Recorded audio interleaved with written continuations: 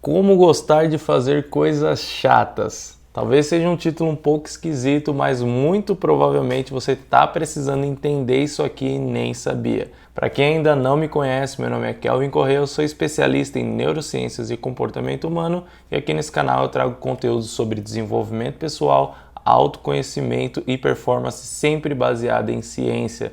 Então já se inscreve aí porque tem vídeo novo toda semana. Galera, eu tive até um pouco de dificuldade de definir, de escolher o título ou a forma com que eu ia colocar aqui para vocês, porque esse conteúdo ele pode te ajudar em diversas coisas diferentes. Eu pensei até em como aprender a gostar de estudar, aprender a gostar de se exercitar, a comer um pouco melhor, mas eu achei que gostar de fazer coisas chatas ficou bem no linguajar comum e que ficaria interessante para vocês assistirem. Mas afinal, o que eu quero passar aqui para vocês hoje? Basicamente, existem vários comportamentos, várias ações que a gente precisa fazer se a gente escolheu, se a gente decidiu que vai ter uma vida melhor, que a gente vai se desenvolver, que a gente vai evoluir de alguma forma.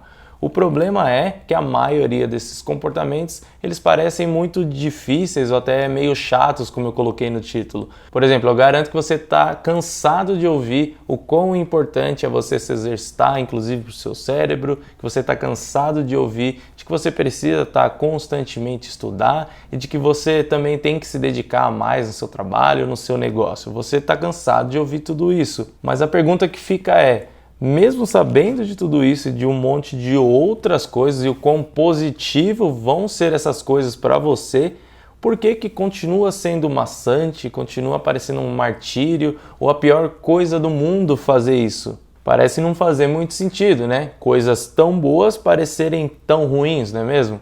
Mas é aí que a gente precisa começar a entender um pouco o seu comportamento, um pouco do seu cérebro, para resolver esse quebra-cabeça e a gente conseguir melhorar essa situação. A primeira coisa que você precisa entender para a gente começar a conversar sobre isso é que todo comportamento tem uma função.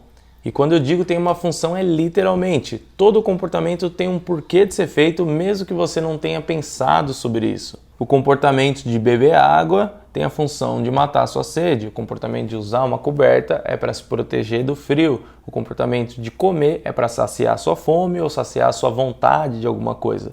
Literalmente toda ação ou ausência de ação tem uma função.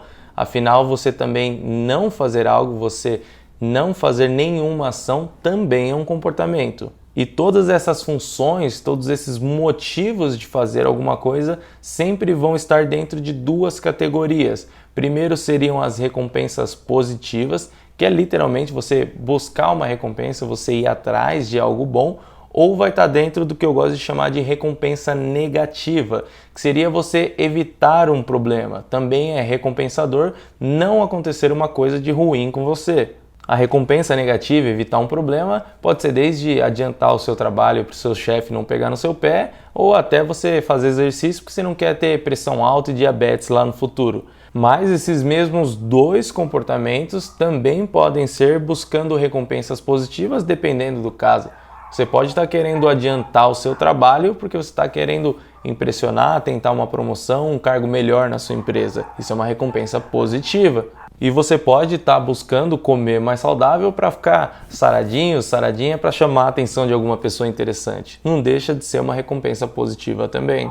Então existem sempre esses dois lados, esses dois tipos de função que pode ter o seu comportamento. Vocês estão me acompanhando, vocês estão entendendo o que eu estou falando aqui, né? Presta atenção porque ainda tem um porém muito importante nesse conceito. Algumas pessoas lidam melhor, enxergam mais função mais facilmente, inclusive para o lado positivo da coisa, buscando uma recompensa boa lá na frente, mas existem pessoas que lidam mais fácil e que enxergam mais facilmente essa função para o lado negativo. Essas pessoas parecem que sempre estão lidando com algo que vai acontecer de ruim. E é claro, as pessoas que estão do lado positivo da coisa acabam tendo algumas vantagens sociais ou às vezes até de resultados ali no dia a dia, mas a maior vantagem de quem está do lado positivo é por uma questão emocional. Porque pensa, alguém que lida melhor e só consegue enxergar a função nesse lado negativo, ela está o tempo todo tentando resolver um problema, ela nunca está tranquila, o que acaba deixando essa pessoa muito mais ansiosa,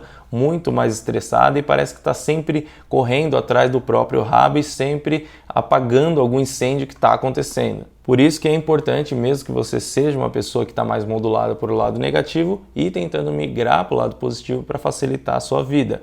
Então aqui já fica a primeira lição para você anotar aí, você se fazer a pergunta: eu me movo mais facilmente por algo de ruim que vai acontecer ou para buscar algo de bom?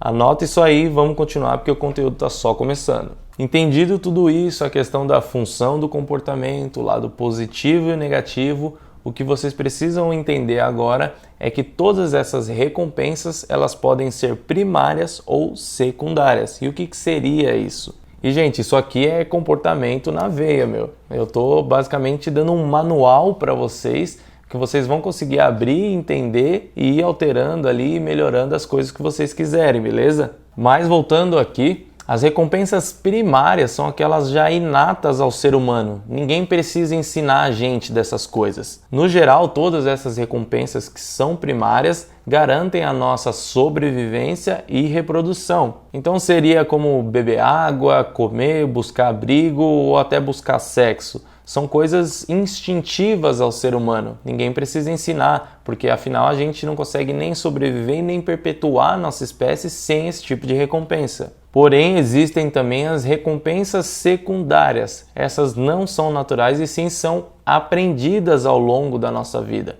E elas não são necessariamente para a sobrevivência, mas muitas vezes são facilitadoras para as nossas recompensas primárias. E pode estar um pouquinho confuso, mas eu te explico. O dinheiro, por exemplo, é uma clássica recompensa secundária, mas que nos dá a opção de ir atrás de várias recompensas primárias. Com dinheiro você consegue comprar comida, você consegue comprar água, você consegue comprar um abrigo. Mas o dinheiro em si, ele não tem valor para a gente, afinal é um papel colorido. O que a gente vê de benefício no dinheiro foi algo aprendido por nós, entende? Então, dentro dessas recompensas secundárias existem infinitos exemplos. O dinheiro, como eu falei, um carro, o status, você consumir arte e, inclusive, estudar e trabalhar. Isso mesmo, assim como o dinheiro, estudar e trabalhar é uma recompensa secundária. Daí você começa a entender um pouco, fazer sentido porque é tão difícil ou tão chato buscar esse tipo de coisa. É quase como se nós não fôssemos projetados para buscar isso. A nossa biologia nos leva a sempre ir atrás mais facilmente das recompensas primárias. Ainda mais se elas forem imediatas, você fazer uma ação e já receber essa recompensa em seguida, se elas forem certeiras, que é certeza ali, não tem dúvida de que vai conseguir, e se ela não precisar de muito esforço. Basicamente a nossa biologia é projetada para isso, que é para sobrevivência e reprodução. Por isso que é tão difícil você começar a estudar agora para se formar daqui a 5 anos. Daqui a 5 anos talvez você consiga um emprego, nesse emprego trabalhando nele durante anos, você conseguir, sei lá, comprar uma casa em um bairro mais seguro na sua cidade para você correr menos risco.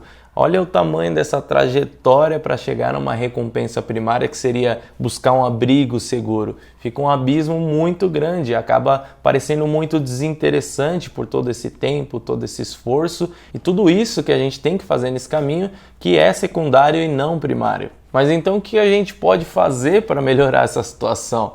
Eu acho que os que estão mais espertinhos aí já estão entendendo onde que eu quero chegar, né? Prestem atenção aqui, galera. O que a gente precisa fazer é transformar essas recompensas secundárias em primárias. Entenda o porquê esse comportamento tem uma função de sobrevivência para você. E eu sei que parece impossível, mas isso é uma coisa que já acontece na vida da maioria das pessoas, é que a gente não percebe. Por exemplo, é muito comum de se ver isso em pessoas que já foram muito pobres e enriqueceram. Pode observar, a maioria delas vem o comportamento de estudar e trabalhar quase como algo necessário, algo impossível de ficar sem. Porque esses comportamentos têm uma função muito forte para elas. Imagina o quanto que fazer essas duas coisas mudou a vida dessas pessoas. Acaba que em vez de serem comportamentos para buscar recompensas secundárias como dinheiro ou status social, para essas pessoas é como se fosse algo para sobrevivência, algo que não dá para viver sem.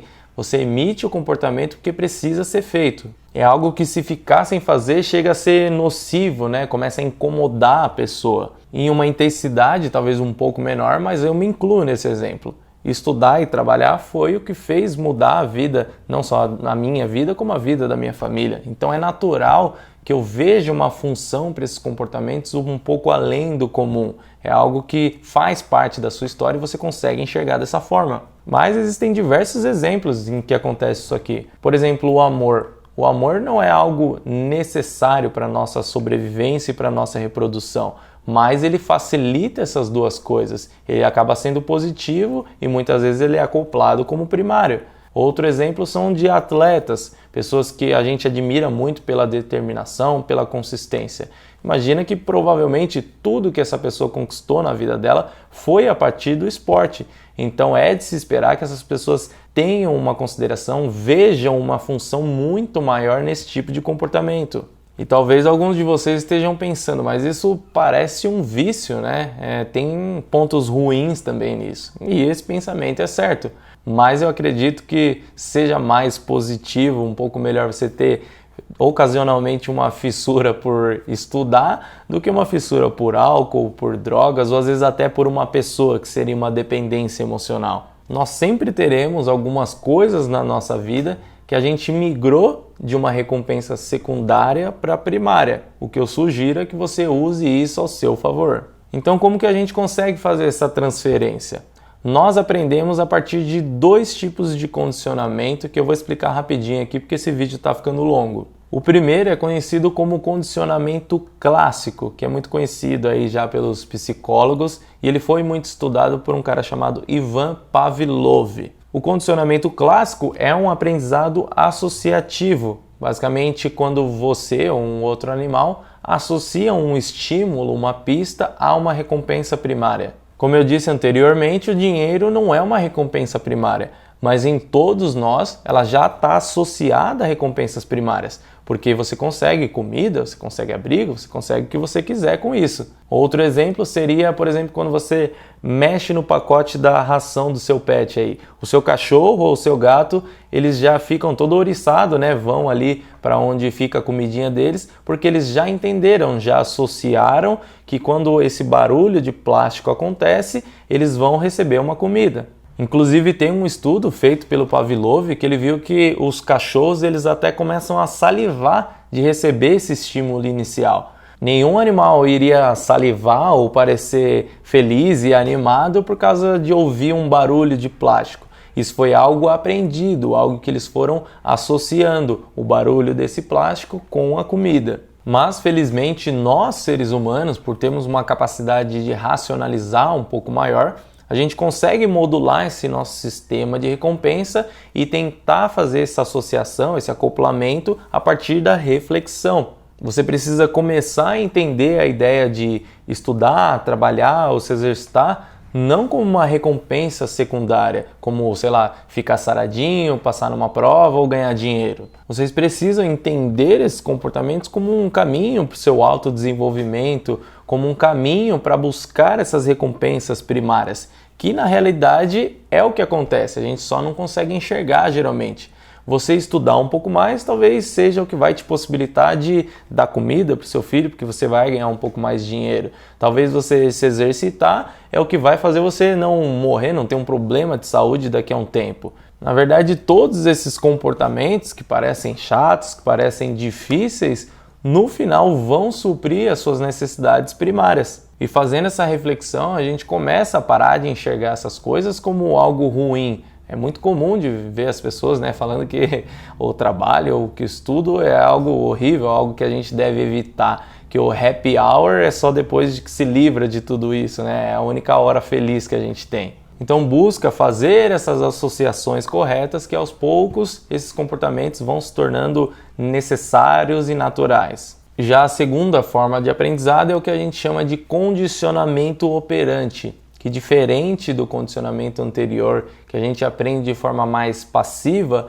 observando e fazendo associações, Aqui a gente aprende com as próprias consequências do nosso comportamento. Esse modo de aprendizado foi estudado e descoberto por um cara chamado Skinner, que eu vou deixar inclusive um artigo científico dele para quem quiser se aprofundar e ir atrás um pouquinho mais. Mas resumindo, o que o Skinner descobriu e estudou é basicamente que o nosso comportamento ele vai gerar uma consequência e dependendo de qual for essa consequência, a gente vai ficar mais longe ou mais perto de executar ele novamente. É o tal do reforço positivo e negativo que eu já comentei em outro vídeo aqui. Se você todo dia corre no seu trabalho, faz um monte de coisa, adianta, faz serviço a mais e o seu chefe, sei lá, sempre te elogia publicamente, te dá bônus, faz um monte de coisa boa para você, muito provavelmente você se aproxima de continuar tendo esse comportamento. São reforços positivos, são consequências boas do seu comportamento. Já se você rala pra caramba, se mata ali o mês inteiro e chega no dia do pagamento, nem o seu salário tá lá.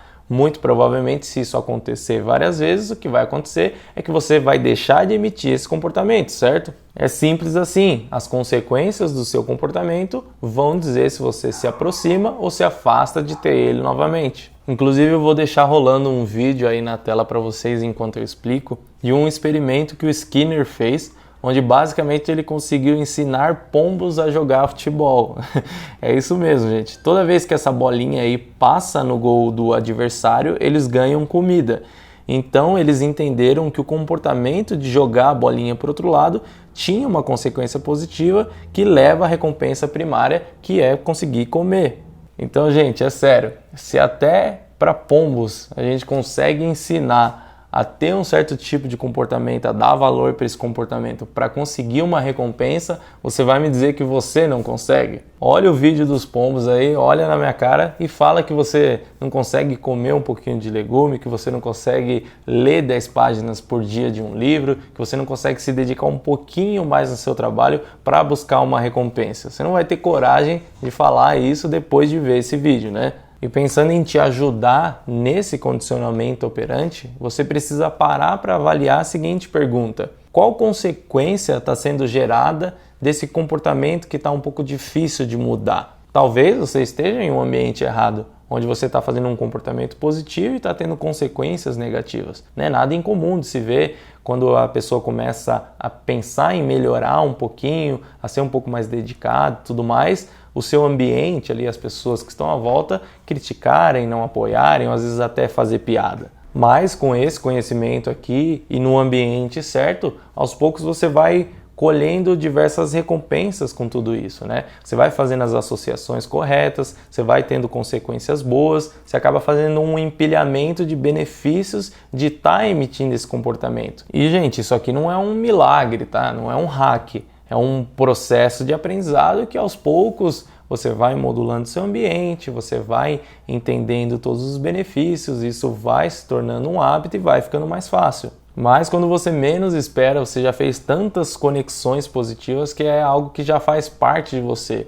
Eu mesmo já nem penso mais em estudar, é algo que faz parte de mim. Mas nem sempre foi assim, é um processo, requer esforço, requer tempo, não é fácil, né?